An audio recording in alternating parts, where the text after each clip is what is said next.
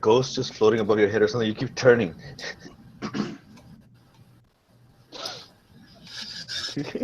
I have no.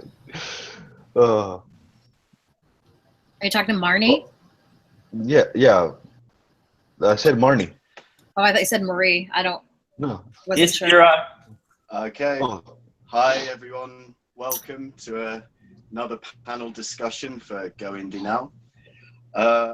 Today we're going to talk about the dark side of indie publishing. So we've got a great panel here. So if you want to, I'll just introduce myself first. I'm Jason Greensides. I do the indie film review for GoIndieNow on the monthly program. And I'm the author of one book, The Distant Sound of Violence. It's a contemporary literary novel about bad decisions and love gone wrong. I've got a great panel here. So if you want to introduce yourself, starting with from left to right, Christy. Hi everyone, I'm Christy Stratus and I'm the author of Anatomy of a Darkened Heart. And I'm really excited to be here to talk to you guys about the dark side of publishing. Thanks for having me. And Joe.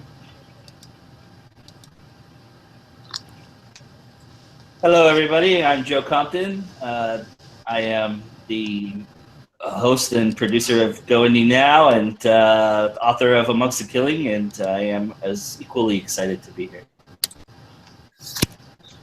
Good to see you, Joe. And Jin. Oh, I'm sorry. My screen was all the way on the left. Okay. Hello, I'm Gino Kubo. I'm the book reviewer for GoIndieNow. I'm the author of Love, Kaoru and Love's Shadow, Brotherhood, and Memories.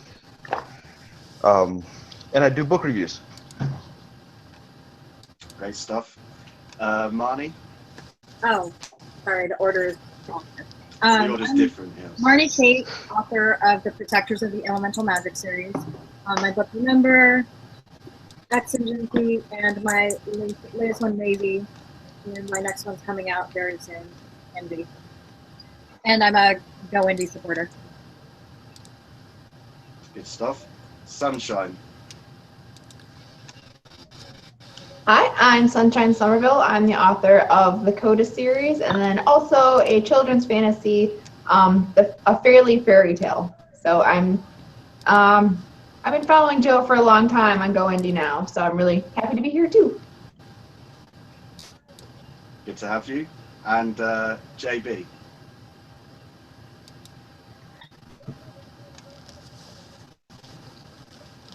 Hi, I'm JB Taylor. I have a YouTube show called Taylor, and I'm the author of Discovery, a science fiction short / kind of novella, and super to be here. Thanks for having me. Yeah, good to have you. Okay, so we've got various topics we want to discuss. We'll look at the craft of writing. Hang on, let me just close my window.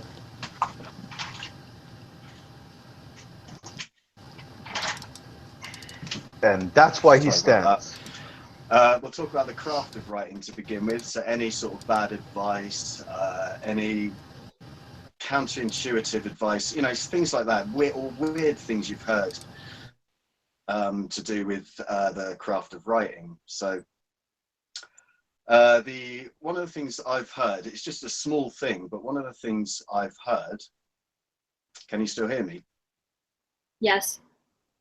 One of the things I've heard is that you shouldn't use more than 2 or 3 commas per sentence.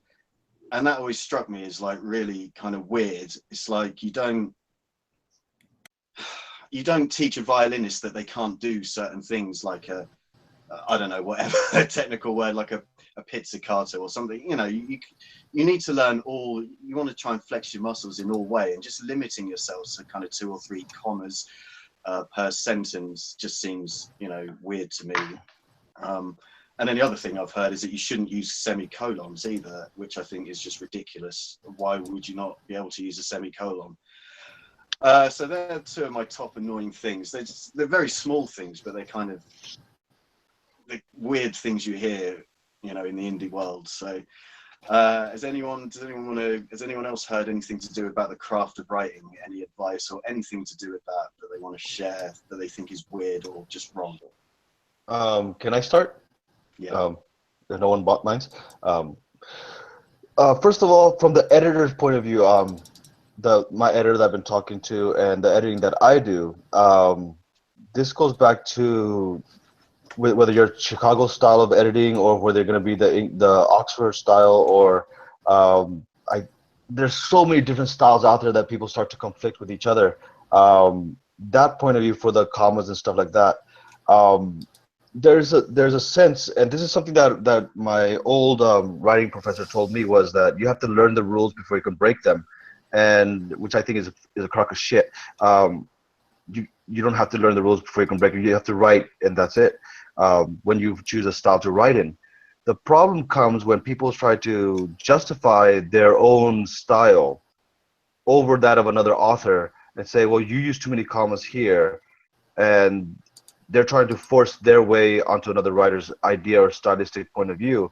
I think that as an author, stepping back from the editor point of view, is that you have to write your story the way you see it, and as long as it's logical in the reader's mind, then having a comma after every word is going to work, or having a semicolon there is going to work for you in your story.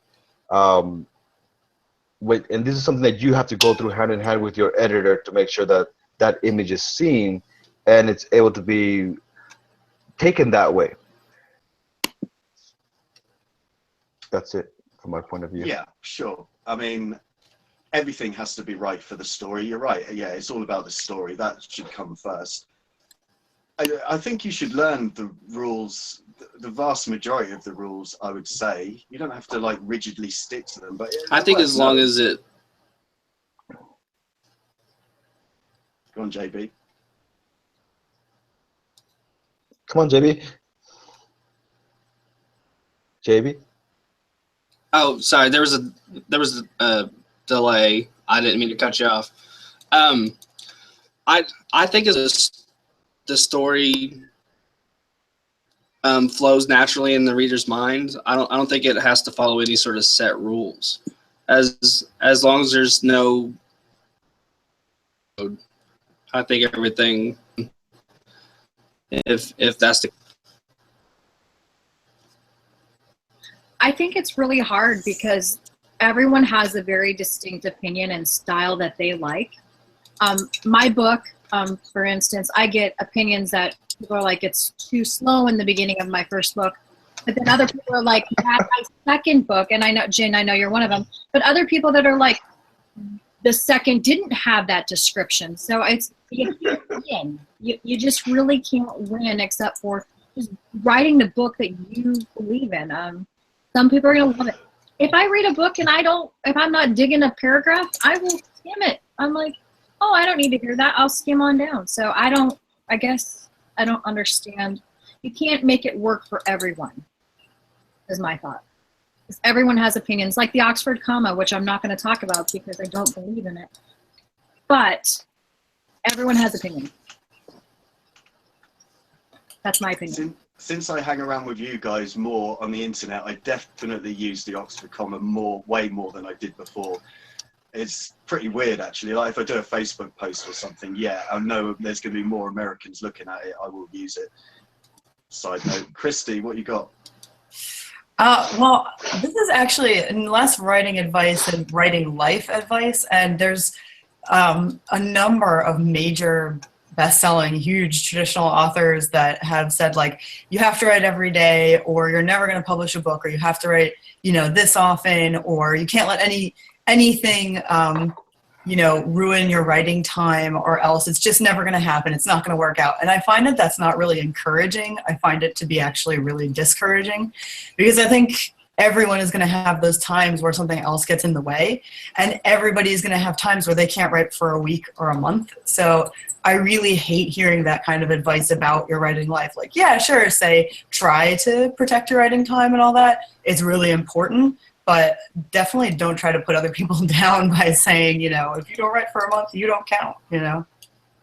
Well, I don't think I disagree with that, Christy. I don't think it's a point of like if you don't write every day, you don't count. I think it's the point of about trying to perfect how you write. Because there's a big difference with somebody who'll write for a block, right? And then they'll put the story down and they'll come back to it in a month later and say like, oh, I wrote 20,000 words. Now I hit this writer's block. And yeah, some people do have true writer's block, but there's some people who just said, their brain goes, you wrote a lot today. Reward yourself by taking time off. And when they come back to it, they find that it's harder to come back to it because they're so disconnected from what they've been writing. On the other hand, if you're going to be pumping out a book, and this is something that's later on in the writing that you have to pump out books, you know, and the advice that I really hate as well is, you know, where if you don't pump out 10, 15 books a year, you're not going to be noticed in the indie world.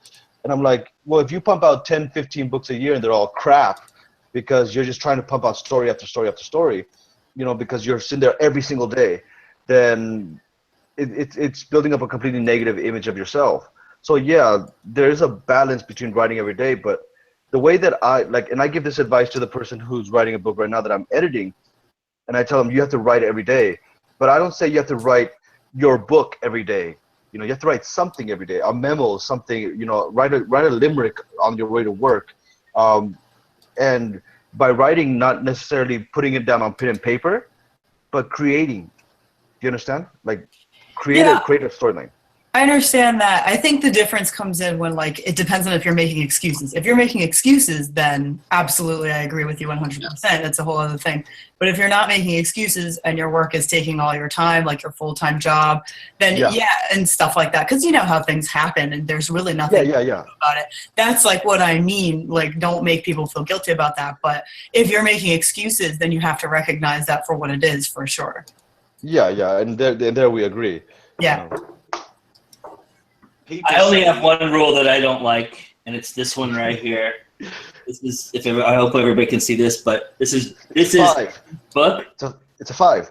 It is Jason. It's one word. It's chapter. That's one chapter.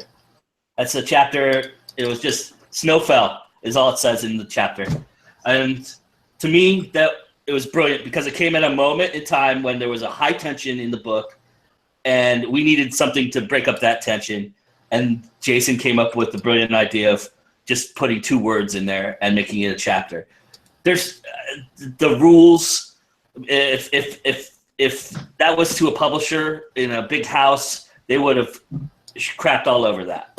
And that kind of artistic integrity is what is missing from a publisher's eye sometimes. And I think that it was artsy, granted, and it's a device, granted, but it worked for that moment at that time in that particular book. And if you use something to that effect, you should be able to use it. There should not have a rule to use that. See, but Joe, that whole chapter, Snow Fell, coming from an indie point perspective, a big publishing house would shit all over us. But, you know, take J.K. Rowling. If she walked into her publisher and said, oh, yeah, this is chapter 30 of the new Harry Potter 15 book that I just decided to write, and it has 1-word chapter in the middle of the book, they would basically say, go for it, because she's J.K. Rowling, right? That Snowfell thing, I just have to say the Snowfell thing is pretty gimmicky, but I hope that at that point in the novel, I've earned it, you know, so that's what I'm hoping, because I'm not a gimmicky author. I don't like gimmicks. I think they're just tacky, but I'm hoping I earned it in that moment. Sunshine, what about you? I was gonna say, like, what does everyone think about adverbs? Because that's like a rule thing that you hear all the time of just, you know, like I think it's Stephen King is big for saying don't use any adverbs ever, and I was kind of wondering like how much everyone really thinks that you need to stick to that absolutely, or if they're okay if you pepper them through and use them correctly, or I just kind of wonder where everyone kind of stood on that.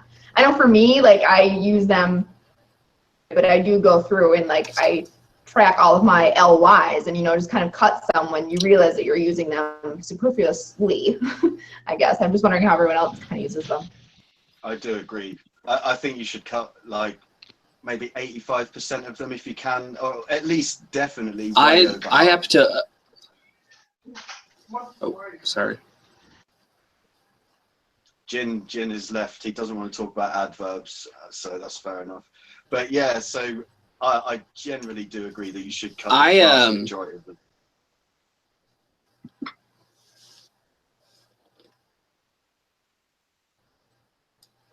Go on, JB. JB, go ahead. I have to agree. You should try and cut as I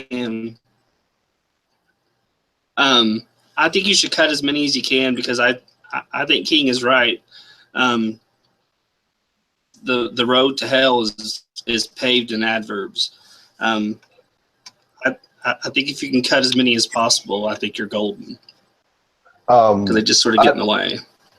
I don't know what was said, so I love adverbs when they fit. It all depends on the actual sentence and what you're trying to get across. But I don't know. With my books, I don't know if I use that many adverbs. I don't pay attention to word choice. I pay attention to what the whole sentence is supposed to mean. When we start picking apart the sentences word for word and say, oh, I have too many adverbs, or oh, wait a minute, I've used the word the 35 times in this one page, and I need to cut this out. When you start focusing on that part of the text, and you start cutting out that way and hacking away at the story, I think it loses something. And yeah, Stephen King, and this is something that really annoys the shit out of me. I love Stephen King. I do. I own none of his books. I've read them. I own none of his books because I think people put way too much stock in Stephen King's. And I don't agree as to there's this whole thing like, why is Stephen King so famous? I disagree as to why Stephen King is fucking famous. People have no idea why he's famous. Stephen King is famous for two reasons at all. And it has nothing to do with his writing at all. It has to do with his marketing. Stephen King, for one, the way he started his books is he started as an indie writer. He bought a bunch of his books and drove town to town to town and selling them to bookstores. So that got his name out there. So it has this whole idea of like, well, I'm Stephen King, or I'm following his pattern, or Stephen King says this, Stephen King says that. It's like, that's works for him, not for everyone else. And stop trying to put Stephen King in the point of view of, oh, well, Stephen King says this, so it's golden. The same thing with somebody says, well, Ralph Waldo Emerson says this, and it's the law. No. So yeah, I mean, I do think that on writing, it is a good book and it is definitely worth reading. But I do think you're right. Indie authors, when they're posting about a famous author, is always Stephen King and J.K. Rowling. And personally, yeah, I hate that. I'm just so sick of hearing those two names like over and over again. The other thing, but to continue it anyway, the other thing Stephen King says, which I want to come on to now, is that you should always cut 10% off your first draft, and then after you've cut 10%, you're finished. So, Christy, you're guilty because you don't even attempt to write that way. So, Christy, what do you reckon to that then? I hate that advice. It really annoys me because it really has nothing to do with the quality of the book or making the book any good. For me, if I cut 10% out of my book, I'd be cutting into the entire, like, what matters, because I underwrite. So if you make other people think that everyone overwrites, that is absolutely not true. Maybe the majority of people do, but I underwrite, and doing that would just murder my book. I think it's important to just read your book honestly and try to read it from a reader's perspective and see what is extra in here, what am I missing in here, because sometimes you can find sections where you really need to add stuff, and if you don't, your book is going to suffer. So you really just have to look at the best quality of your book, and if that makes it barely 50,000 words, I'd rather have an excellent book than an 80,000 word book that is really not that good.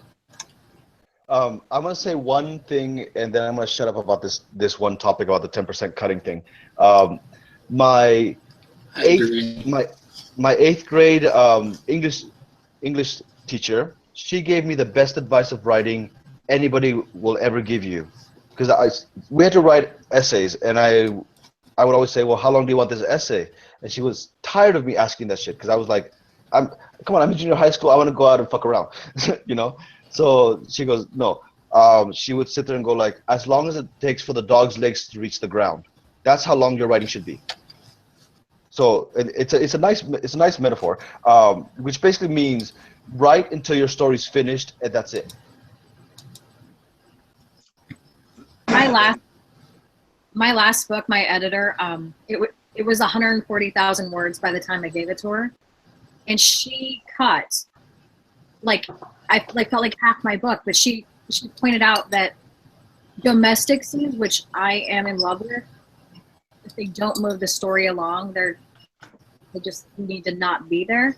And sometimes I wonder if they would be better if they're there. But I do agree that maybe having some of the chapters that you may write don't belong in your book. But that's different. That's different, though. King.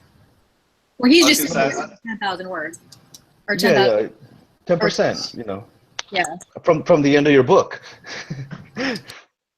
There are plenty of instances where that 10% is limiting, and actually you should be advising people to actually cut 20%, 30%. You know, that advice should be out there as well, because there's way too many books that are too long out there as well. So, yeah, with my book, The Distant Sound, first draft was like 160,000, and it's down to 100,000. So I did cut like a hell of a lot out of it, which could be good as well. But I think we're seeing the difference between plotters and pantsers right here. I think that's the difference. I think that's what it is. I think the plotters tend to have it all plotted out, and so they're able to do that consistently.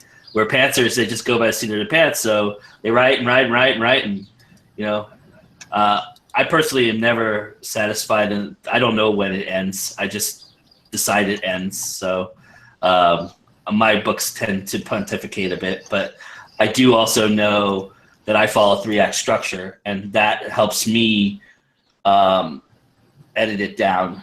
When the first time around, I'm the only one that sees it, so I know what story I'm trying to tell. So I'll move that direction, and I'll cut where that is necessary to move that direction. And I'm following 3-act structure when I do that. So. It's a great book anyway. I mean, it's well-paced book. Same as Sunshine's, her first Coda book. That's a very long book, but I didn't feel it was like too long or anything. It was just like engaging all the way through. So, we're all different, you know. Well, like, before I let Sunshine jump in here with her book stuff, you know, it's just like Thomas Pynchon. When you read his book, you know, Gravity's Rainbow, you know, that pontificates, that goes off like, you know. Anyway, sorry, Sunshine, go ahead. No, that's fine. I think too, like, as far as going from your first draft and then the whole 10% thing, whatever, I think it's more important to just get rid of parts immediately that bore you. Because, like, with Dakota, for example, like, I wrote a lot and it's long and it's epic and everything, but there were some parts that I was like, okay, this doesn't really necessarily, like, it's important in my own head to get to other points, but if you're just kind of, as you're reading your first draft, if there are parts that you're skipping over to get to other stuff, there's definitely ways to cut that down, I think. Yeah, that's a good rule. If it bores you, it will bore the reader, probably. That is a good rule. Okay, so what about cliches? I know we've had this discussion, loads of panels have this discussion, but to be honest, you can't exhaust this topic because there's just cliches everywhere. So the thing with cliches is it's not just, oh, he was looking for a needle in a haystack. Like, that's obvious, but there's like other well-used phrases that come up and up again. To be honest, I can only think of one right now, and that's, you know, something like, he gripped her in his vice-like grip. You know, vice-like grip, like, that's not an immediate cliche, but actually it is. Like, that phrase has been used like way too much. Any other cliches you want to get off your chest? Well, it depends, you know. What if he's a robot and he has vice-like grips? Use something else. You've heard it before. You've got to use something else. No, but what if they're literally vices on his hands? I would still say something else. I'm just poking. I'm just poking. I know. Oh, cliches. I think I don't even know if I use cliches. I don't think I ever got into that. I have to be No? trapped into a cliche. I mean, I've only included, I look really hard for them and try to replace them with something original that will really contribute to like the ambiance of my book. It's one of the most important things to me. So if I catch a cliche, I try to replace it. And I mean, I try to come out with as few as possible. Every once in a great while, there's one cliche that's like, it just works the best and it is the right thing to say and, you know, you get stuck with it. But otherwise, I really try to avoid that kind of thing, so my work is a little bit more original. Yeah, I agree. Anyone else got any cliches? They are the road to unoriginality. They will bog your writing down. Well, wait. So, what constitutes a cliche? Well, this is what I'm talking about. I'm not just talking about the obvious everyday cliches. that Yeah, you might use. exactly. So, Just well-used phrases, like you wouldn't think about it, but Martin Amis came up with one on some discussion. She rummaged through her handbag. Like, that doesn't sound like a cliche, but why does someone always have to rummage, like, in their handbag? Like, well, that's not an obvious one, but actually it is, and it's ones like that that are, you know, quite hard to spot. would this count as a cliche? He was a squirrel of a man the way he moved in and out of the Starbucks. In and out of the what? He was a squirrel of a man the way he moved in and out of the Starbucks. Sounds I don't think original. squirrel is. No, I don't think squirrel of a man is. I haven't really heard that. It sounds fresh to me. Yeah. But I think rolling that sentence over, I think it is because, you know, squirrel of a man always means tiny, right? I haven't actually heard it. No, I haven't. I haven't either. You're safe, Jin. You're safe. Okay. 'Cause I don't think I write in cliches, and but I'm pondering if I do. That's the kind of stuff right there that all of a sudden you have to go through every one of your books and like, oh, is this a cliche? Should I get rid of like anything like that? Well, I didn't say I was going to get rid of it. I just want to know if I do. That drives me nuts. It's just like, we all have different styles, and you know what? You may hate my book. Good. That's fine. I like mine. So, and there's people that like it. So how do you balance it? Well, don't tell me if I hate your book. You might hate my book. I don't know. You don't hate my book. You think it's a 4-star book. But I know. but no, I don't. I'm not talking to you personally. I'm saying around. It's early for me, so I'm just messing around. I'm sorry. I think if they're just overused too much, like one after the other, then that's when it's a problem. Oh yeah. I'd say. Yeah, the odd one, the odd weak phrase. Even published authors, probably, you know, the most famous, best-selling books you can imagine.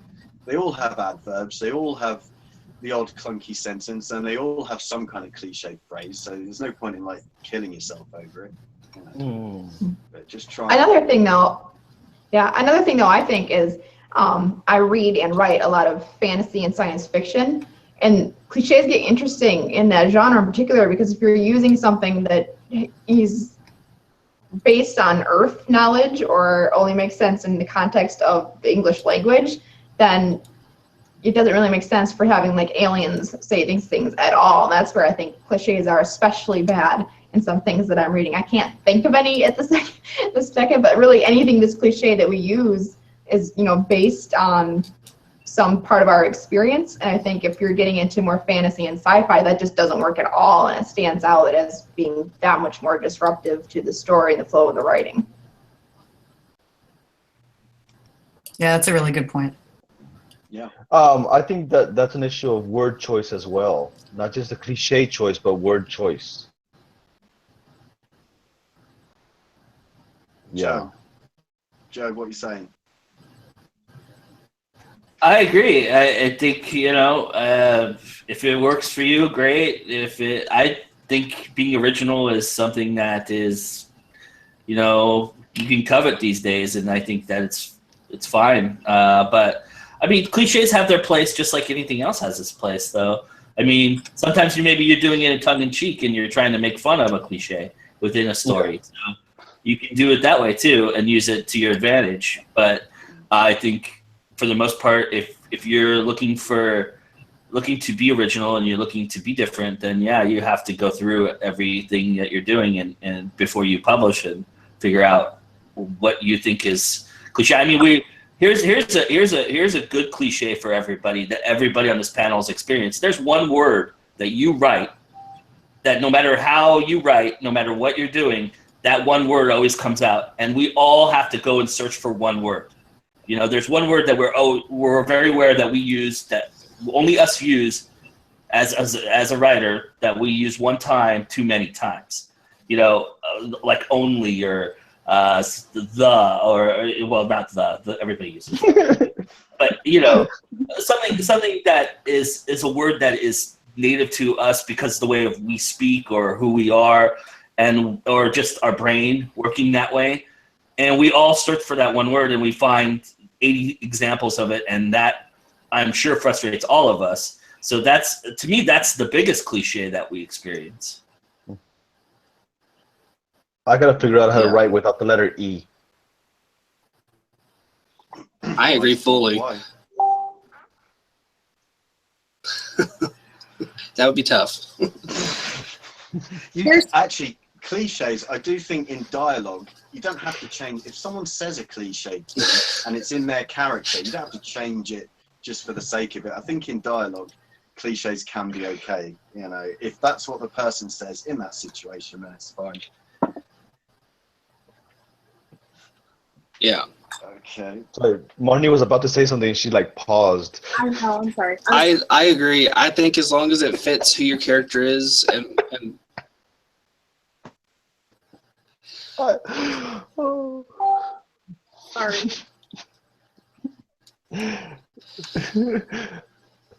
Wait, I don't understand why JB has a delay. JB, why do you have a delay? Because the world is cruel.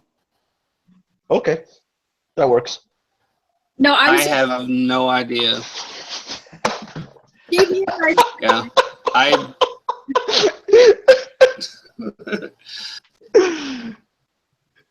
I'm sorry. Go ahead, talk, JP. So, any other cliches? No. Okay, so. Oh, you guys go ahead. I'll problem.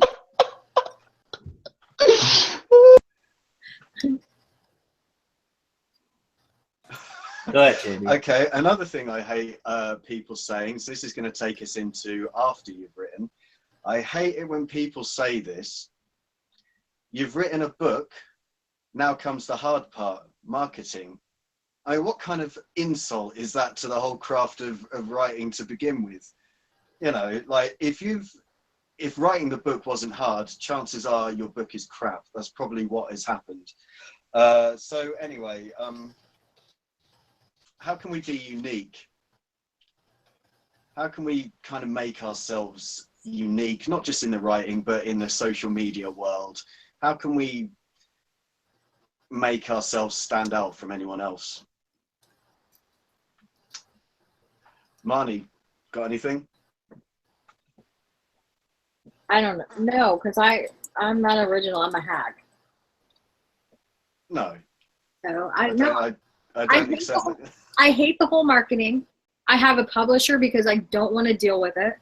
I hate the whole thing. I have a story I want to write.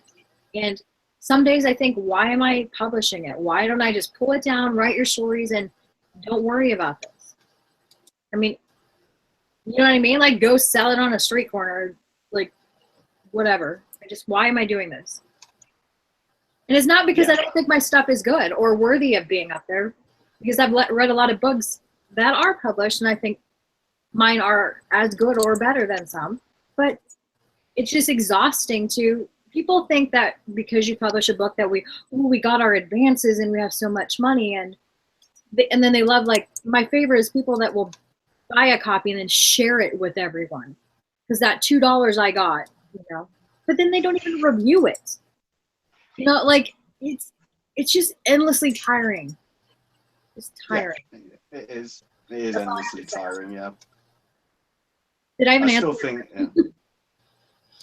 I don't know. I just hate the disrespect in that line that marketing is the hard part. Yes, it is the hard part, but it's equally as hard as writing a book to do it well. Well, with marketing, and I've tried so many different ways to market, and I haven't seen the sales completely come up for it. And I think just because it's so flooded with people doing the same marketing over and over and over again, that it's hard to get those bumps in sales.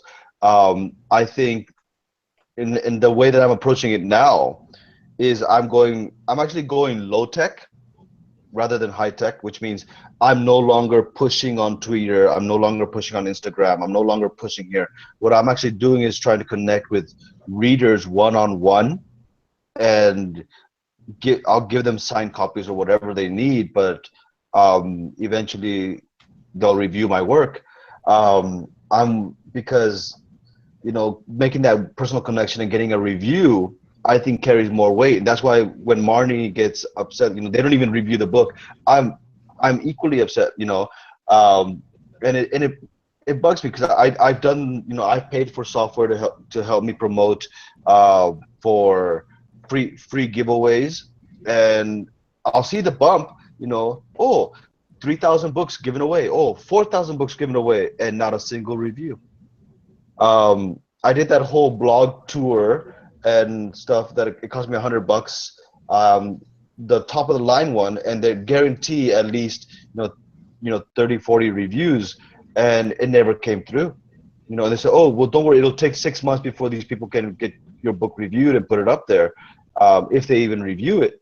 And I'm like, I just dumped $100 into your company, to help me get honest reviews from professional readers. And I don't remember the name of the company off the top of my head. That's why I'm not saying the name, not because I don't want to. And it's this whole thing about, people won't care so much about your marketing and push on Twitter. They'll look at the book and go, wait a minute, you only have one review. Screw this book, right? And I've read, and you'll see this if you go back a couple of Go Indies, and you'll see a book that I reviewed that was shit, and I refused to write a review for it because the book is so horrible that I think the writer should go back and rewrite the whole thing. And I'm hoping that they go and look at the visual review of the book. I refuse to put a review on Amazon because the book actually has, almost 500 reviews on Amazon, something like that. It's got a ton of reviews, and they're positive. It's like the 3-4 stars reviews. So yeah, I don't know. Who knows how the world works with that? There's loads of stuff out there that has all these reviews, and it is just total shit. But that's just unfortunately the way the world works. Anyone else got anything like Facebook for me? Like, yeah, you're right about Twitter. Forget it. I can't. I don't even look at my Twitter feed. It's just utter no, I can't. But I've come off Facebook for a few months just to give my brain a rest. But I know when I release my next book, I am going to have to come back on Facebook, because most of my sales and most of my interaction do come from Facebook, and the reviews as well. Any reviews is going to come from one-to-one interactions with people. But Facebook can be okay. What's everyone reckon about Facebook these days? Can I just? I know that I sound like a broken record, and this is my take on social media. It's social media. You're not designing. It's not designed to sell your book. It's not designed for you to make money. It's designed for you to connect to people and have human connections with people. And having those connections is supposed to lead further in. Now, that's where the disconnect is, I think, with people understanding how our process works, that we depend on reviews, and reviews help us to move up in being seen and being more visible, and allow us to run more promotional materials because a lot of these promotional sites require you to have a certain amount of reviews, and people pay attention to the rankings. I personally don't, but because I know that's just an algorithm. But it is a constant struggle for people because they believe that the marketing comes from they put all these promos out and they do it day by day and every day and every. Why am I not getting people to my book? Why am I not getting sales? Why am I not getting reviews from my sales? Because the sales that you're having are not because you're interacting with promos. You're interacting with people. When you interact with people, that's when sales start to come, when things start to happen. And there are certain things you can do within. I'm learning this subtly within a Facebook party context. I've learned a couple tricks that have helped me. Not tricks, but tips that have helped me understand where I can drive sales a little bit better.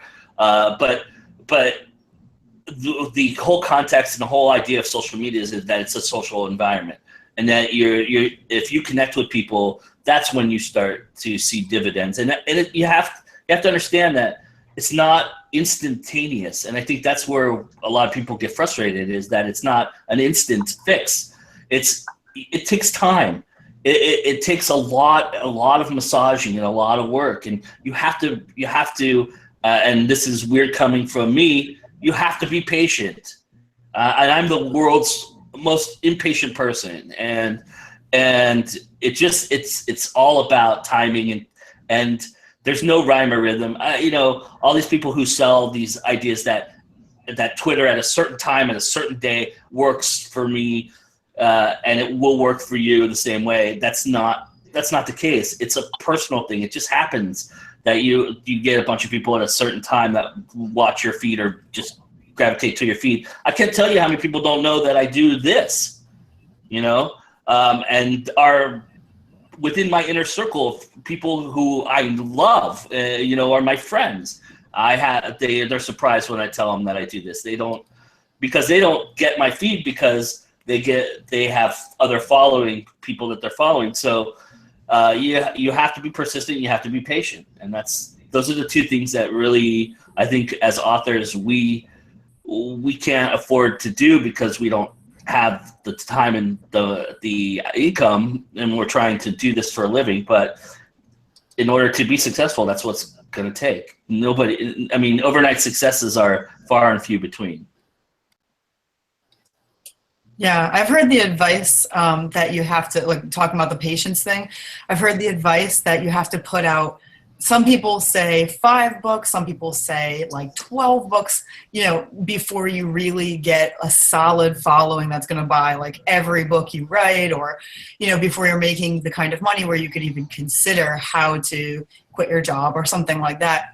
I've heard that before. I have no idea. For me, the marketing is sort of something on the side. I think I was concerned about it more when I first started, and I was sort of like, what do I do? And I was taking all that advice, Joe, that you mentioned, that was like, post on Twitter at this particular time and make sure you do this, this, and this, and it never, ever worked for me. And I always say, like, share your personality. Just share who you are and be who you are, and people will start to find you, and they'll follow you because they like you and they're interested in you, and then they become interested in your works. That has happened for me on YouTube, on Twitter, places like that. So I do agree, it's definitely unpredictable, but I would say stick with who you are and, like, just doing your thing and being out there however you're able to, and I guess over time people will start to find you. Yeah, I would agree with that. I was going to kind of thinking of what everyone else was saying, like Marty used the word exhaustion. I think maybe that's a better way of phrasing the original quote that you talked about marketing. Writing is the hard part and marketing is the exhausting part, because, we all enjoy writing. That's why we've written something, is because we have a story or an idea or anything, and, you enjoy that part of it. And then these spouting off constant promotions and everything, that can get exhausting, and that doesn't feel as creative, I think. And so that's why it's that much worse when you're not seeing returns on it, for example, with reviews or sales or anything. But yeah, I think it goes back to, like what Christy's just saying, of find what you enjoy and how you present yourself on social media at all in a way that is marketing, even if it's not like buy my book all the time. You're connecting with people, and then they might look at your promos and your sales to go off of that. It's really How weird many about of you, and I know Joe does this because Joe runs GoIndieNow, but how many of you share your friends' books with your readers? Do you mean with our Facebook page? No. I mean, like, if you have a friend who's an author and you have a contact with a reader, so like, you like my work, why don't you try this book as well? I did recently.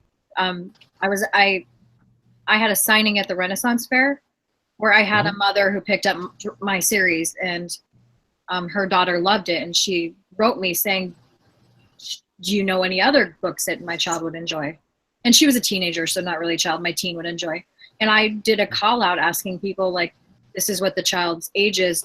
What books do we have that would be good? So, and I do tell people about, yeah, I do share with people, but when you say your readers, I'm like, I don't know my readers except for my family or friends. I mean, so maybe that's my fault for not knowing my readers very well. Yeah, I guess the best I could say with that is, you know, when you share, of course, when you review on like Goodreads, if you ever do, I do giveaways of like other people's books that I think that I really like, or who that either I think the book is great, or I think that the person is a really great person to follow, or whatever. Usually that I've read the book and I really love it. And I've definitely done giveaways of their books, just to try to make the most of, you know, the people watching me on YouTube or something like that. Maybe they're interested in like a totally different genre, and maybe they don't even want to buy my book. Maybe they see someone else's book and they want to buy that book. That's fine, you know. So I do it that way, yeah. Well, the reason why I'm asking is because, well, I expected this response from the people that I hang out with. You know, we tend to be more outgoing and helpful, but other people that I don't hang out with on a daily basis is specifically because they're always, here's my work, share my work, share my work, share my work. But when it comes to back to returning the favor and say, well, here's my work, will you share my work with your readers or your followers or anything? They're more hesitant. They'll say like, oh, well, my readers are only interested in mystery, crime, or oh, my readers are not interested in fantasy. And they'll be more withholding about trying to do that. There's this guy that I connected with on, what's that, it's called, it's the NIN social network. Sorry. LinkedIn? Not LinkedIn, is it? Yeah, LinkedIn. There's this guy that goes, oh, here's my newsletter. Would you mind reading my newsletter and signing up for it? And my question was, will you, you know, not now, but will you in the future at least just mention one of my books somewhere down the line to your readers to help, you know, help each other out? And he was like, no, my newsletter readers don't like it when I promote other people's books. That kind of mentality, I think, is horseshit. J.M. Northup has a blog, and she spends more time promoting our books, other indie books, and letting us post ours than her own. So I think people like that are out there too. Oh no, I agree, but I'm not talking about just like a promotional point of view. I'm talking about like, you know, more like, well, it's like GoIndieNow, you know, indies helping indies, and I did a blog post about a year ago to a year and a half ago where I sat there and I was like, look, there's enough readers in the world where if you introduce your own readers into another writer, you're not going to lose your readers. You know, they're not going to sit there and go like, well, I know this author now, so screw you, I'm no longer going to read your work. But you get that mentality from other indies. It's almost like a selfish kind of mentality where like, no, I cultivated my group and these are mine, and that they're helping to support my writing career kind of thing, which is why I'm sitting there going like, why are indies so, you know, graspy about the little foothold they've made rather than helping expand? One thing that I think I'd say one thing that I think I did quite accidentally very early on with my blog was I started reviewing just indies, and that I've connected with a lot of you that way. I've done reviews on several different books. Joe's coming up soon. But I think that's just a good way to then share that with your Facebook and Twitter followers so that they saw early on that I read a range of books, and I think that's good for readers to do in general anyway. So I think I've kind of become known for that in a lot of ways of if you follow me anywhere, you're going to get a range of different things that you might not see otherwise. And that's also helped to just make connections and friendships with other authors that I know that I like their work, which is a big plus when you're trying to promote something. I don't like promoting books that I haven't read because it feels dishonest in a way. And if it's not something good, then I don't want these people who've come to trust me as readers, I don't want them to read something but never listening to her again. So I think it's a good way to like post that everywhere of other indie authors. I think that's a good way to build up your own kind of goodwill with people following you too. We have a question from the audience, Mr. Greensides. Yeah. Mr. Mike Pilgrim wants to know, actually I just lost the question. Oh, what's the worst thing that's happened to you in the indie publishing world?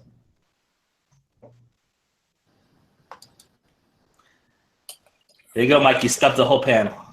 Oh, I don't know who he's asking. Everyone? Ask the question again.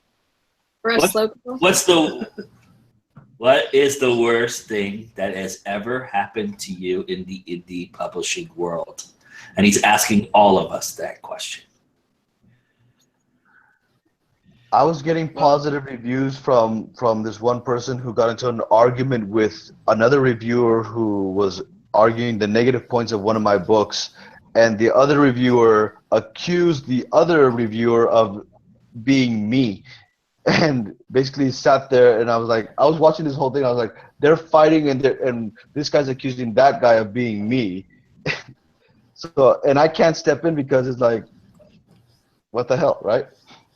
So I got accused of basically reviewing my own work by some guy. The worst thing that happened to me was seeing a 1-star on Goodreads with nothing else. Like, that's the worst thing. I mean, but then in the big scheme of who cared? But if you had the time to rate it, could you at least tell me why you hate it? Just a thought. Like, you suck. That worked. This book sucks. That would have been enough. But 1 star seems like you took that effort to follow it through. No, I'd prefer the 1 star with nothing there. I don't want to hear what they. I don't want to hear. Not that I read it anyway, because I really. What can I do? You don't like it. Well, Okay. the problem is Goodreads, I think, there, because when I review on Goodreads, they ask you for starting date, ending date, what you're reviewing on, and when you start typing, it's like hiding because you have spoilers or not, and it becomes this huge hassle to review on Goodreads. True. My worst thing is probably kind of review related too. I first self-published in 2004 before there was any ebooks or anything. So when that all kind of got revamped and there were whole new avenues to sell books, I kind of did the second edition. And when I first did that and I was sending it out just to get early reviews, I sent it to someone who formerly worked for one of the big 5 and was clearly kind of uppity about herself, but I was like, I'll just have her review the book anyway. And she was very selective about how she chose books, and mine was like one of 3 that she chose to review. So I was like, okay, that's cool. And then so she read the book, and then she sent it back with all of her notes, and basically was like, well, I finished it, but I would never read anything ever again. And I was like, okay, fine. And then she, broke down the things that she didn't like, and she liked that it was she didn't like that it was genre bending, and she had this like paragraph rant about how I didn't explain what kind of the dog was. And this dog only appears on like maybe 3 pages of my 500-some page book, and it was just ridiculously nitpicky, stupid little things. But because she was like, a big voice and knew what she was talking about, I almost almost kind of hung everything up right then, just because it was pushing to have something that torn apart. And then the next review after that praised it, and they got what I was doing, and it all kind of made me like, okay, that felt a lot better. So I was really lucky that I had like one of the best experiences right after the worst experience. The worst thing, by the way, Marty, you're getting a lot of love on the chat. Everybody agrees with you. I can't see the chat. I love you all too. The worst thing for me that's happened in the indie publishing world is that probably one of the best promotional sites on the planet was the most mismanaged and horribly run site ever, and they crashed and burned, and that's Co-Promote. You know, they were doing so well. They were starting to gather momentum and following, and I was starting to see results from what I was doing with Co-Promote, and it crashed and burned and died, and never to be seen again. And it's really that's really a shame. But it just seems like, you know, once something starts working and it just, you know, I don't know. That was tough for me. A co-promote, I only did it for a very short amount of time, so I didn't fall in love with it as much as Joe here, who was planning to have a baby with it. And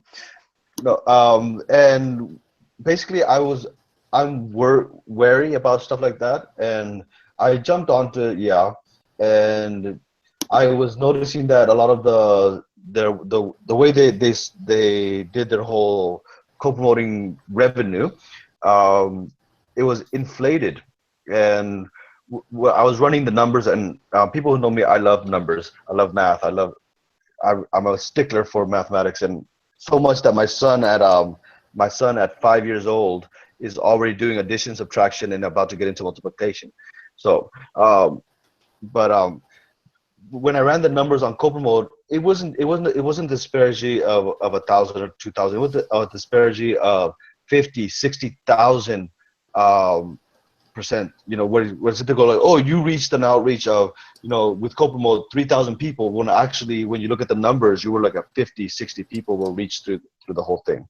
That's the whole number difference that was. So it was overinflated by a lot, and I did the research on it, and the people who were saying, yeah, it's overinflated, but it's only overinflated if you're free. So once you start paying for it, and you're constantly getting all this extra love, then the numbers start to balance out. But it wasn't even a balancing out of, oh, it's balancing out, so it's now at 50%. It was balancing out of now. Well, now instead of being a 90% to 10%, no, now it's a 80 to 20. So you're getting 20% love versus the 80 that's all overinflated. Joe, you wanted to talk about trolling. Was there anything you wanted to mention here? No, I'm just curious how many people have had experience with that, because it's not something that's common for indies, because they don't waste their time on that. But you know, I'm just now, because I'm starting to get up in subscribers and stuff, starting to get into. It's actually kind of a rite of passage for me. I kind of like pat myself on the back that I'm getting trolled, but you know, it's I just curious if anybody's had experience like a really negative one, because, or a really like a really detrimental one that I've heard about, and to me it doesn't seem like that exists. And they're nuisances, but they're like gnats. You can just swat them away. But they don't, you know, I'm just curious, because I see a lot of people on Facebook have this problem where they get their account taken over or something like that happens, or they get locked in, and because they've been accused of being trolls. So I was just curious what the panel thought about that. Well, there's a difference, and I'm sorry if I jump in a lot because I like to speak. There's a difference, and please cut me off if you want to.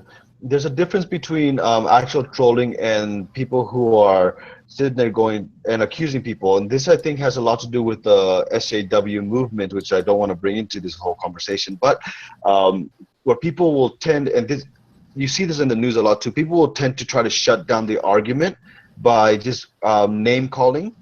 And the way to shut down an argument on Facebook is to call you a troll, and then you get locked out, and they feel happy that they won the argument because you're no longer access to your account.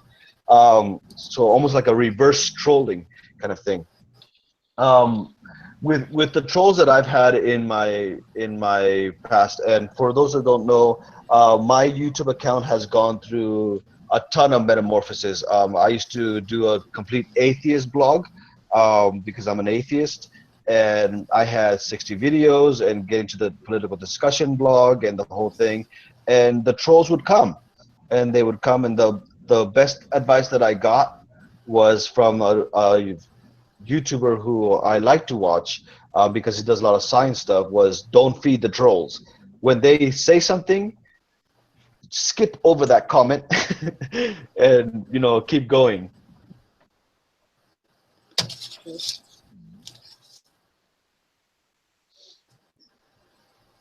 I would say the only real trolly thing that I've had was somebody on, I can't remember, I think it was Goodreads, said that I obviously was using a pseudonym because obviously this couldn't possibly be my real name, and I was just trying to get people to like me.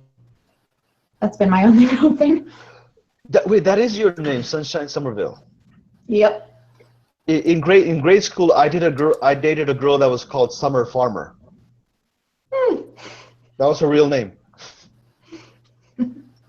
I did get a comment on my my website that the person told me that my website did not show enough of my personality for the person to read my book. What? Just gotta remember- That's really rather specific. Say it again, Marty. Say it again. I did not show enough personality on my website to make that person want to read a unknown person's book. It sounds better the second time. I was like, huh. I did have a response to it, which I won't give here again, but it was my favorite response of all. My book gives you enough of me, if you read it, that I can't give you more. There's enough of me in my book that you get enough of my soul when you read my book. That's my opinion. That's the thing, though. We're supposed to. That's the weird thing with social media. Joe, you said that it should only be to connect with people, but it just doesn't work out that way. I think it's a weird blend of yes, trying to connect with people, but also not pushing your book. But see, one of the problems I've got with Facebook is I always self-editing my own posts. I'm like, should I swear? Should I say this? I'm going to piss this person off, piss these people. Oh, that might affect sales in the future. And that just really pissed me off in the end. I was just like, why can't you just say what you want to say and just stop being, just trying to please everyone? And I don't know, I'm still working on that, to be honest, because, I'm a proper swearer. You don't hear it in my, posts and that, but, I want to be the more of who I am in social media, but I quite often will hide a lot of that. Honestly, Jason, I think if you did that, if you let loose and just went for it, I think you would see a result that you don't expect. I love Jason. Don't ruin him. He is. No. He needs to. If he's holding himself back and self-judging himself, that is not good for the personality, and that's going to hurt him later on the line and have issues with himself. He's got to express. It won't hurt my personality. Pull back. Sorry, but you really do. I want to know more about you, but you're not giving it to me. I want to read your stuff for that reason. Give it to her. Come on. No, I know what she's saying. I know, but there's a fine line for sure. There is, but I do think that what I mentioned about being social is not so much how you're interacting socially. It's that you're being social. You know what I mean? I was referring to more people who just post promotions and that's all they post, and they then get mad until they then post that one post 2 months down the road where they get mad and go, why isn't anybody buying my book? Why isn't anybody reviewing my book? And it's the first time they've ever posted something personal on any social media that they've done. And that's what I was referring to. That the idea that it is a bulletin board or a job board or a classified ad is the wrong approach when you're trying to interact in Twitter and interact in Facebook and interact in social media. Now, being politically correct and tailoring yourself or saying something or trying to appease to your fan base, there's certainly a line that you have to walk, but I mean, it's still you're being social, and that's what I meant by that. Mm. What I am noticing with the way Instagram is going now, and the way a lot of the social medias are adding a function where they're basically saying, "Hey," and I got this popped into my head because Joe just did it. It goes, "Hey, Go Indie Films hasn't posted in a while, and they just posted again for the first time in like so and so, whatever." I'm like sitting like, "Oh, really?" It's almost like a nanny kind of system where it's like your friend is posting again. Well, I hate I don't the know. author. Our own author page on Facebook. It keeps reminding me, so however many hundred fans haven't heard from you in like 365 days. Yeah, they're not going to hear from me either because the Facebook page is a big pile of shit. That's why, because like it reaches like 5 people. So I just stopped using it. It's just a complete waste of time, Or anyone else loving their own Facebook page. If you've got 5,000 fans, that's something. Otherwise, it's just a waste of time. I know they changed it to make money and stuff, which is fair enough, but yeah. My Facebook page for my author page has a ton of views thanks to Joe. And I don't post on it as much as I should, I know. I think I post on it once a month, maybe once every 2 months, just because, and it's usually promotional about someone else's work or it's something, a random comment, stuff like that. The same thing with my short film stuff. I post on it when I want to. I just got to get something on there to keep it alive. Facebook, I'm actually using it now more to just talk with friends, and the reason is because they've added a new algorithm recently. I don't know if you guys have noticed, where if you don't comment or click actually onto the actual post to open it up, that person's feed will stop showing up on your feed. So you have to be more active in there. Did I put Marnie to sleep? Oh my god. Don't troll me, man. Christy, what's your experience with social media? I try to do something different on every platform, which is I enjoy it more that way, and that's why I do it that way. And because I enjoy it more, I think that's why it works out for me. Like I'll put up haikus and stuff on Instagram, or just random stuff on Twitter. And then on Facebook, I have like on my page, it's all Victorian stuff that has to do with my book. I can't say that my Facebook author page is anything that's ever going to draw like loads and loads of people. I just feel like Jen is saying, the algorithm is really weird and difficult, and I don't find it really worth like all that effort.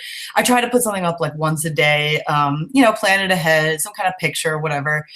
So like that's okay. YouTube I enjoy because I get to do something I like and make a video and edit it, and I like that. And I find that when I don't have time to, edit a video or make a video, I'm not happy. I like doing it. And so I think I just stick with the stuff that I like the most. I try to be present everywhere. But this algorithm stuff I really hate. It makes it not as enjoyable at all. Well, this is a great segue into what Christy's going to be talking about this next coming on her panel here. But The Writer's Edge, everybody, watch it Thursday night, 10 p.m. Eastern. Thanks. But but you know, I also know that if you can connect your social medias together, you can take advantage of that as well. Like my Twitter goes to my Facebook goes to my Instagram, and my Instagram goes to my Twitter, and all of that. And my Twitter gets more looks on Facebook than it does on Twitter from time to time, and then vice versa. It happens that way too sometimes. But it's because of the algorithms and things like that, but not all the time. I mean, I'm pretty versed in how to get my Twitter feed seen, but there is rhyme or reason to it, and you know, I just think that it could be beneficial using all of them, you know, and like Christy said, using them in specific ways. They also have their own marketing. Like on the side, I'm watching this whole Pinterest thing, and Pinterest, I've noticed it has a certain genre-specific growth rate, right? For example, you don't get as much serial killer style, thriller style stuff on Pinterest. You get more. It will work great for Christie because there's a lot of, you know, fashionable stuff like that on there. So the whole Victorian thing would definitely kick off, and you would probably get a huge following. But someone like me, you know, where I deal with psychotic romance. I guess that's the best way to explain my romance book. Insane, self-deprecating, self-desecrating romantic novel, all stuck with a little bit of twisted back and forth mental abuse. Well, actually, one-sided mental abuse romance would never kick off on Pinterest. um, Yeah, I think Pinterest, it depends on how you use it. Like you said, Jen, definitely like attractive stuff. Obviously, it's all pictures. So, you know, attractive stuff is really nice. For me, I usually use it for visual inspiration. So I don't keep like boards that are just fashion, but I'm sure that, like you said, that probably would be popular. And I did see like Sunshine left a really, really nice YouTube review for my book, and she said that she had looked at my Pinterest and seen like where my inspiration came from, and you could like actually see some of the stuff that happens in my book. So I think for that way, that's the way I am with everything. If you can see like bits of myself or bits of other things that I've used in my book, like that's what I'm more likely to use this stuff for. I think too, one thing that I've kind of been doing more lately is if I'm going to post something for me, just for my personal whatever somewhere, I kind of think first, like, oh, would this work on my like Facebook page, especially, for example, and like if it's something specific, so like sci-fi or fantasy, which is a lot of what I read and watch. I found that if I post that on my Facebook page, I get way more interaction from that than I would from posting anything more about my book specifically, and like you just kind of connect better with your readers who are already in that social media chunk that you're using. But just kind of, that's just a good thing that I've kind of got my brain to doing so that I actually use my Facebook page, because otherwise I just kind of don't know what to do there. Do you have two Facebook pages, like your personal account and then also your author Facebook page? Right, that's what I meant. Yeah, so if it's something that I would put on my personal Facebook page that can fit kind of better genre-wise with my author page, then I put it on the author page instead. Yeah, it's hard to know because my Facebook page is mostly other authors following me, and I'm kind of picky. I actually need to clear it out a bit. You and me both. Because I have a lot of people on there, I'm not sure why. And I'm very offended right now with personal stuff. So sometimes I think I need to reel it back into life again, not all about my books and trying to build up that group of followers. But it's a tricky thing. I kind of made a rule with myself a couple of months ago of like, if someone sends me a friend request and I know they're like an author or something, if we don't have at least 20 friends in common, then I figure it's not someone that I'm going to really interact with that much. That's just kind of a rule that's kind of worked out pretty well for me, of knowing like what people are actually valuable that I want to see anything about my real life. So that's worked for me. I use that, and also if well, I don't go for 20. I go for, I think it's 8, because I don't really, I'm not that social when it comes to meeting new people, so I don't get that many friend requests. But I also look at it if they've actually gone to my Facebook author page as well and left a like, or even, send me some comment. If I just get a random like, would you like to be friends? I tend to just hit the delete button, just because they haven't taking the time. They're friending me because Facebook told them that we have people in common, right? And that's where I don't I don't friend them, and I gotta go back through my Facebook as well, because there's a ton of people that I gotta cut out because they popped in because we have people in common. Click, and then I never hear a single word from them. I don't. They don't appear on my feed. They don't post. They're just on Facebook because it's the in thing to do if you're going to be an author. Get on Facebook, and that's it. Yeah, I don't mind people promoting too much. I get annoyed at other stuff. Like if you mention The Walking Dead to me too much, oh, Walking Dead was amazing, like that. Like I will just probably unfollow you because I It's a can't. horrible show. I just, it's just, oh no. Do people still watch it? Yes, they Oh go my on about it God. every year. Oh, Walking Dead was so amazing last night. No, it wasn't. So It stopped being amazing after episode 3. after episode 1, more like, you know. Oh, I have a Just question for Christy. Sorry to cut you off, Sunshine. Christy, when is your next book coming out?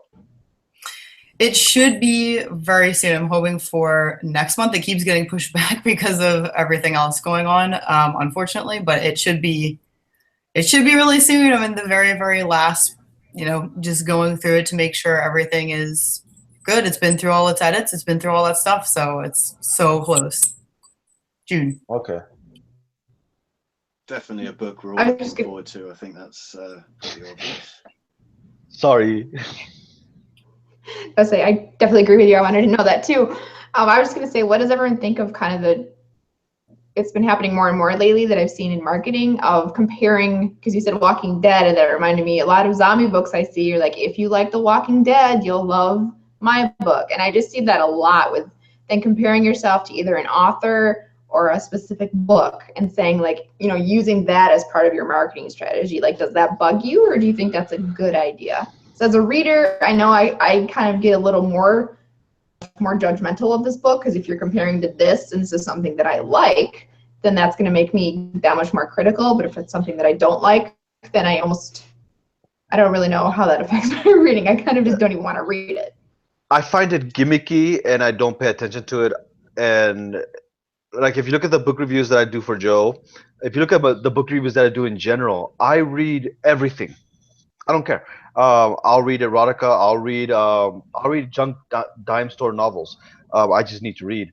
And basically, when I review it, I'm reviewing it as a reader, not as I'm a romance reader, so I need to review only romance. No. But when I find someone that says, look, oh, my book is like this, and this is the kind of angle I'm taking, I avoid it. I don't know. I understand why you'd think that, and it does sound pretentious, but it is a legitimate way of Marketing. nailing down what your book is. Like if you're pitching a film to a studio, the quickest way you can pitch it, cross between Back to the Future and Aliens, or something like that. So yeah, I understand that it does sound pretentious, and it could potentially put me off as well. Like I would more likely get put off if they were a highbrow literary, like, comparing yourself like blatantly to some great American classic writer, then that would put me off. So I guess I guess the roundabout way is it would still put me off, but I understand why they're doing it. Well, the thing though is when you do it, and I've heard this from people who want to push marketing a lot, is you want to attach your work to a tag that's going to trend, right? And so, like, for example, I got my new YouTube channel for my short film, The Line. I started a new section which is called We Fake News. Basically, it's just fake news. I make shit up on the spot. um, and the first, 3 episodes are between Trump and Kim Jong Un. Basically crap that they're doing. And by the way, I actually prefer Trump over Hillary, um, because Hillary's a monster. And Trump, La la la la. and I don't think he's a smart man. I think he's actually incompetent as hell, but that's a different point of view. Um, the point is using that as leverage to get yourself out there on stuff that's trending. It's what people are trying to do when they say my book is like this or my book is like this. And if they can get their book attached right next to that and it trends, then they have a higher chance of getting more readers. I still find it gimmicky as hell though. Yeah, I have I'm not going to do my whole rant here because there's one thing that really irritates me. I'm going to make a separate video about it. But it's when somebody messages you or emails you, Goodreads, whatever, however they get in contact with you and they say like, oh, I saw that you read this book, this particular book that's really like famous and you really liked that. And so here's my book, which is the same kind of thing. And I think you'll really like it. And personally, I have had people always comment on the same book. It's I'm trying to think of the name of it, A Hitchhiker's Guide to the Galaxy. And like, if they had read my review, they would know not to actually email me with that because it was really not like 100% positive. I enjoyed the book, but I did say that there were certain things I didn't like about it. And a lot of times the things I didn't like are what they're saying their book is like. So you should have read my review first, and you're taking a big chance by saying, by not paying attention, seeing somebody read something and then just saying, oh, since you read this, you'll like my book. Well, you need to really look at what I said about it, because if you hand that off to me, if I was a different person, maybe I would give it 1 star because of that. Just be careful with that stuff and really look at it if you're going to do that. Well, Christy, if you like Star Wars, you're going to like my books. Oh, boy. That's ironic, right? Oh, of course, because my books have no connection to Star Wars. Nothing. There's one bit you're talking about soup for like a good few pages there. It's a whole chapter. I know. It's wonderful. It's wonderful. I know. It's like great. Soup. It was a crazy scene. It was. No. The hot dogs is the best scene that I like out of the book. The hot dogs. Yeah. It's all crazy stuff. It's a good book. Oh. Anyways, right, last question.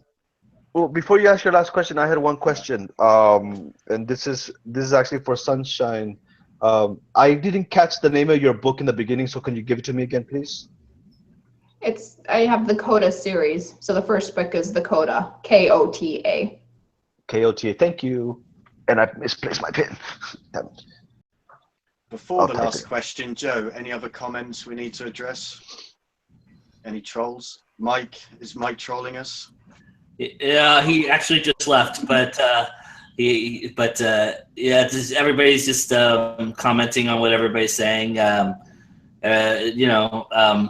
Everybody's agreeing with pretty much what the panel's going with. So it's there hasn't been too much dissension or other comments. A lot of people have mentioned that Facebook is a good tool, things like that. So cool. Last question before I let Joe finish the whole thing. Just quickly, why should we publish at all? Seriously, because I think about this a lot, and we write it, so we automatically publish it. But why? I'm not talking about if your book is like really awful and obviously you don't want to publish it, but why should we publish at all? I think that's part of why we should publish. Like you specifically, sir, when you're actually good at writing, it's good to have those books out amongst all of the crappy books. So I think if you know what you're doing and your work is good and you want to share that with people, I think that should kind of be kind of a factor in the back of your head, is like there's a lot of not well done books out there. So mine's good. So kind of to counter all of that, you know, putting forth good art is always a good thing. I like it. I like that answer. We're a force for good. Unless someone's read my book and thinks it's total crap. But Jim. Why not? I mean, like, you spent the work, and for people who say that writing is not work, it's insanely hard. You spent the work and effort, even if your book is shit, you spent the work and effort to put this stuff on pen and paper and to, or even digital, and you have a story to tell. Why not? I mean, what are you gonna do with it? Oh, I'm done with my book and I'm gonna throw it under the bed. The guy that I'm editing right now, his work, which is gonna be a 3-book series. Originally, he wanted to be a 300,000-page one book, but I'm getting him to trim it down and break it apart. But he goes, I just want my dad and my mom to read it. And I was like, okay, so why are you having me edit it? Why do you want to edit it? Why do you want to get it on as a book? You know, if you just want your mom and dad to read it, just write it out and hand it to them. You know, and he goes, but then it's not a book. And I go, exactly. If you're gonna put the effort into writing something, then publish. You know, get it. It doesn't matter how you publish it. Just get it out there where that's something that I did. You know. Yeah.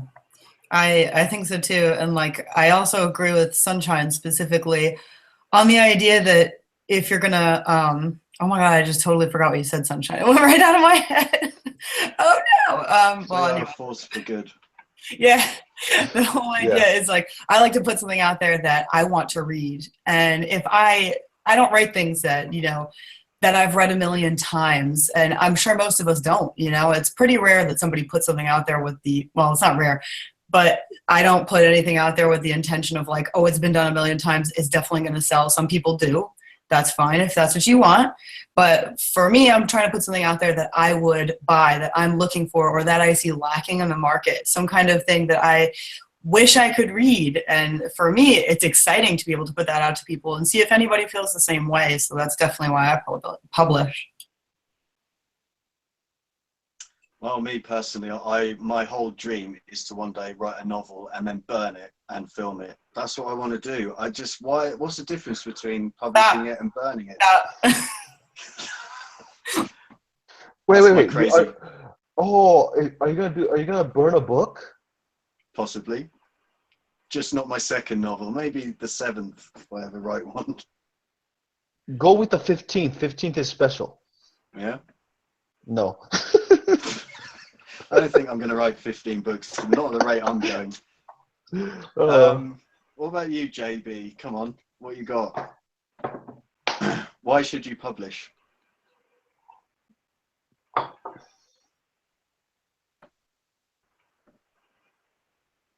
Don't know why I publish my books. I'm just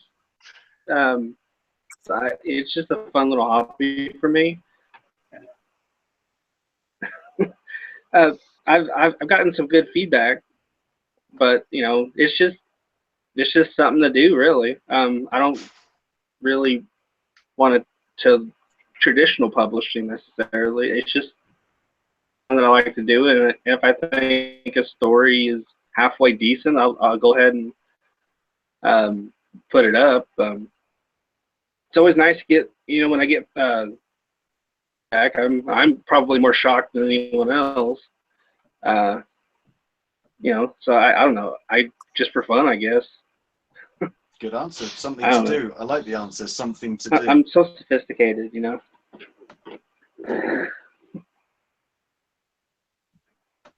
Marnie? Yeah. I mean, I wish there was more to it than that, but really there just isn't. I just have a story to write, and it either stays on the computer or it goes up, and thing to do than, you know, to put it up on Amazon for people to see.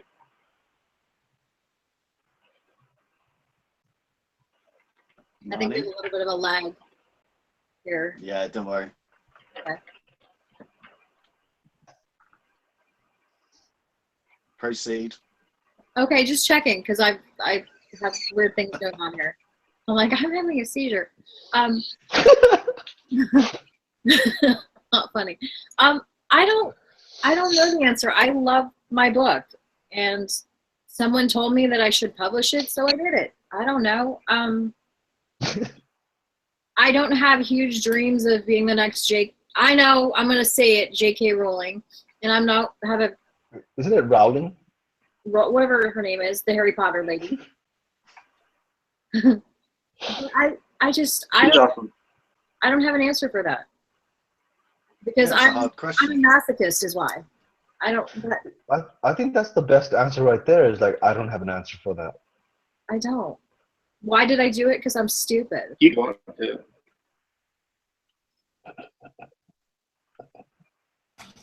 Take it. I publish because if I didn't, the voices in my head would never stop talking. No, you'd climb a bell tower. I have a read your book. massive ego problem. That's why I publish. No. But you don't have to publish it to silence the There are voice. pills for that, Joe. They go on paper. Yeah, but if I'm the only one reading it, then I'm really reading it back to the voices, and they just take advantage of it. Got it. Okay. Joe doesn't want to be taken advantage of. That's right. You got that straight. No, I just well, because I'll tell you why I published this book is because 15 years ago somebody told me I would never be able to, and that I couldn't. I love that motivation. I love that motivation, Joe. When someone tells me you can't do this, I do it. I love it. That is. I mean, now I'm running into the problem of self-motivation and trying to get the other ones out.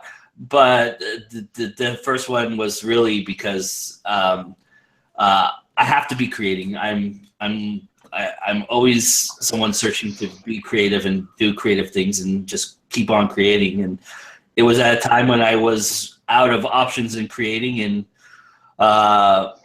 you know, I had given up on it a while ago, and then, you know what, I just said, I'm just going to give it a try and do it and put it out there and see what happens. So, you know, I'm glad that I did. I would not be here without any of you, and I would not know any of you. So that would be sad in my life. It really would.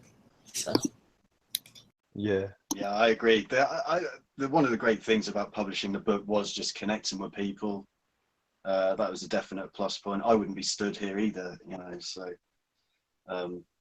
yeah, I guess connecting with people, using that, yeah, that's a good idea. I like it. Well, if I ever get rich, I'll make sure to fly you guys all out to a deserted island and then take your books. Wow. You want to take our books? Yes. Put my name right on it. Bam. I'll buy you all cars. Well, I prefer you to fly us to Japan, to be honest. I'd rather come to Japan.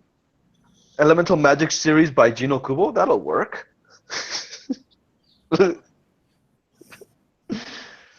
So that brings us to the end. But Joe, over to you. All right. Well, first off, great job, Jason. Thank you so much for hosting this panel for us. It was awesome. This was, for everybody who wants to know, this was all Jason's idea. He put everything together. So blame him for the panel. Blame him for whatever happened here today. No, I'm just kidding. Actually, praise him because this was fantastic. It was a great panel. I'm very happy that he decided to do this and be a part of it. And thank you so much, sir, for that. I really appreciate it. You were fantastic, and this was a really good panel to be a part of. So thank you to all the panelists. We'll go around one more time and let everybody tell everybody who you are and where they can find you. And then we'll make a subtle little announcement. So I'm going to start with where my furthest left all the way down, and that would be Christy. So go ahead, Christy. Thanks. I'm Christy Stratus, and you can find me at christystratus.com. I'm also on YouTube, Instagram, Pinterest, Facebook, Twitter, lots of different places. I'm on a few different apps as well, like Litzy and Shorty. So I do different things across all of them. And as Joe said, I will be hosting the Writer's Edge on Thursday at 10 p.m. Eastern Time. Definitely come hang out with us. We're going to be talking about a lot of the stuff actually that we talked about this time, which is basically the best ways to connect with your audience. And we're going to go really in depth on that. So thank you so much, guys, for having me. Very nice. All right, Jason, why don't you tell everybody where they can find you? Because JasonGreensides.com, YouTube. I don't know, work it out. It's for the links down there. Just work it out. Come on, I'm around somewhere. Well, at least show your book. I can show his book. Yeah, it's that. It's purple and whatever. It's purple. JasonGreensides.com. Nice. All right, Jin, go for it. Oh, damn it. I'm on mine. I'm all the way on the right. Sorry. GinoKubo.com. Once a month, you can see me pop up in Joe's Go Indie Now videos. Gino Kubo books on Facebook. The Line, a short film on YouTube, or Gino Kubo on YouTube. I have 2 different channels. One is for the book reviews. One is for basically promotion of my movie and my TV shows that I'm doing there. Let's see, where else am I at? Joe, where else am I at? You said GinoKubo.com, right? Yeah. He'll have the links down there too. So somewhere. All right. Yes, I will. Marnie, go ahead. You can find me at marniekate.com, and that's where all my links are. No personality on the website, but all links. And I look forward to Awesome. All right, Sunshine, go ahead. And I am at sunshinesomerville.com. That's Somerville with an O. And from there, you can find me everyone else. I'm on Facebook, Twitter, Pinterest, YouTube, Instagram. I'm everywhere, so you can find me that way. All right, Mr. Taylor.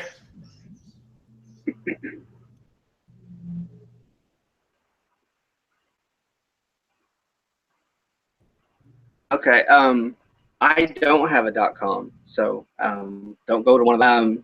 My name is JB Taylor. You can find me on Amazon.com, Pinterest. I have a YouTube page. Depending on what video, it'll either be Taylor Talks or Taylor Made Author Interviews. I can't see. I have a book out called Discovery. Awesome. Thank you. Thank you, everybody, for doing this. And so all the links, no worries. All the links will be there so that you can go back to and check everybody out on. My name is Joe Compton, and this is Go Indie Now. And so here it is. So I do certain things on my flagship show. It's time to Go Indie Now. And so I feature some interviews, and I also do what's called a new releases segment, where I take the information that you give me and create a little vignette out of, like a little teaser trailer. And I've discovered that people like those, but they want to have more input in what I'm doing, and so and which I welcome.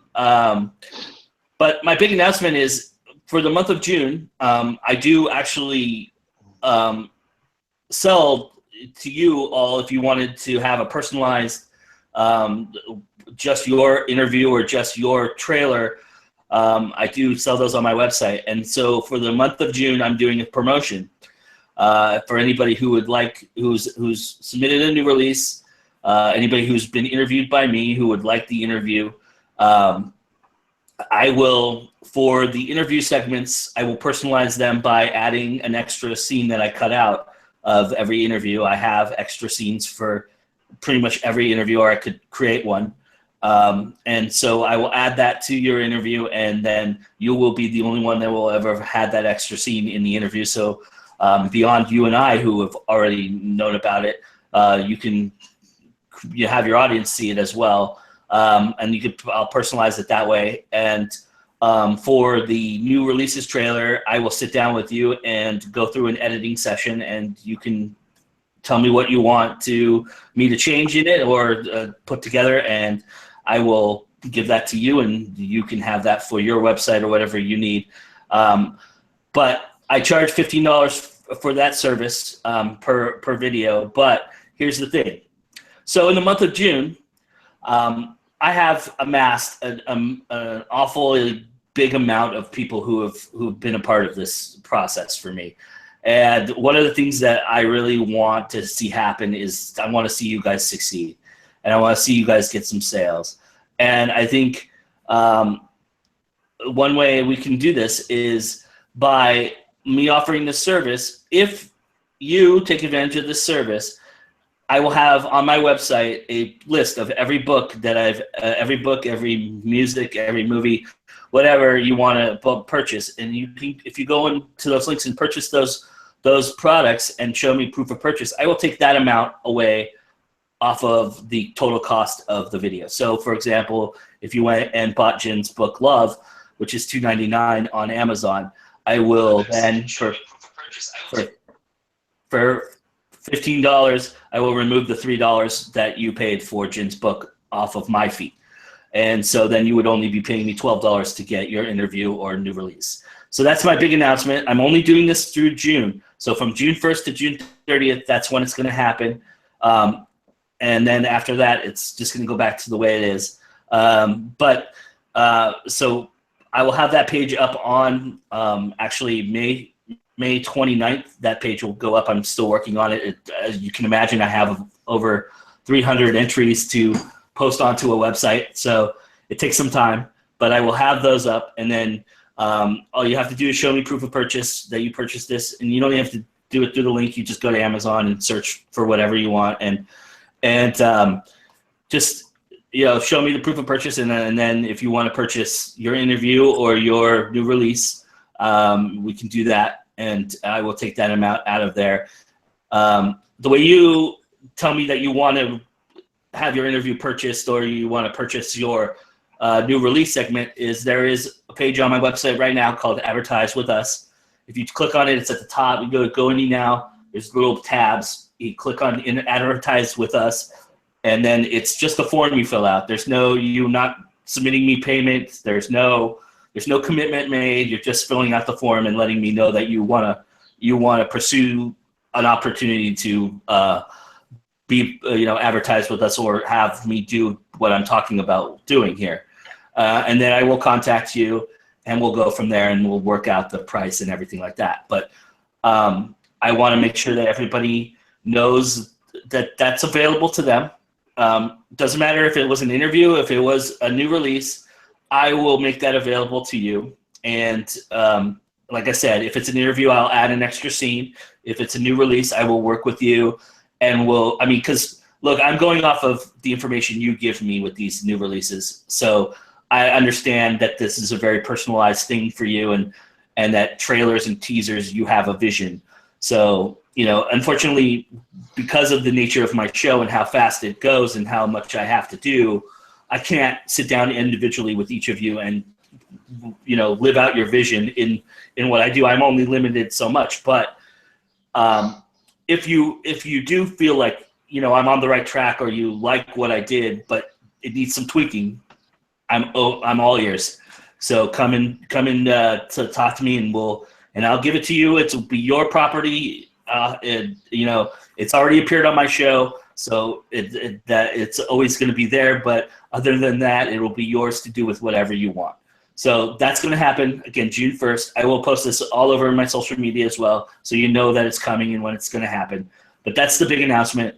So if you want to take advantage of it, now's the time to do so. And, I want to help you out. I want to, if you really want this, if you really want it for your website and you really want extra media or whatever you need, I want to help you. So, I think the price is fair, but, if you can do this and help other indies out, then I'm willing to work with you as well. So that's it. And, I don't know when our next panel is going to be. We'll talk about that soon. It'll be sometime in June. And don't forget, we have a busy week here at GoIndieNow. Actually, Monday, I'm posting a Q&A session with Jimmy Lee Combs, who a lot of you know from Go Indie Now. He was my actual first guest ever on Go Indie Now, and he did a Q&A with me where I sat down and picked his brain about how the filmmaking process works and how he deals with certain aspects of the filmmaking process. So if you're interested in film, check that out, because it's a really insightful Q&A. He was fantastic. His answers are amazing. And I'll post that on Monday.